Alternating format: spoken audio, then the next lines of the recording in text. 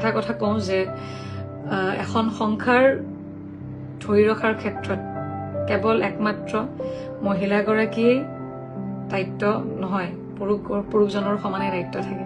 তাৰ উপৰিও মই সমষ্টিত বিধায়ক হৈ থাকোঁতে মই যিখিনি প্ৰত্যাহ্বান মই নিজৰ জীৱনত যিখিনি মুখামুখি হলো, তাৰ পিছত 2021 চনত হৰাৰ পিছৰ পৰা মোৰ জীৱনৰ বেলেগ এটা যাত্ৰা এটা আৰম্ভ হ'ল।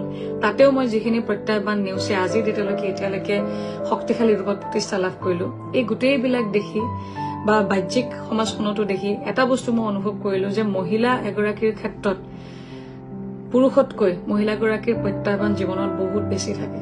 কিছু সংখ্যাই ক'ব বিচাৰে যে আঙুলতে অহংকাৰী নেকি, আচলতে আত্মবিশ্বাসী আমি। বহুতেই মহিলাৰ সেই আত্মবিশ্বাসটোক অহংকাৰী ৰূপত প্ৰতিষ্ঠা কৰাব বিচাৰে। মই আত্মবিশ্বাসী, মই কাৰো ওচৰত নাকান্দো, সেইকাৰণে চাগে ভাবে যে এই অহংকাৰী। মই নাকান্দো কাৰো ওচৰত, মোৰ আৱেগখিনি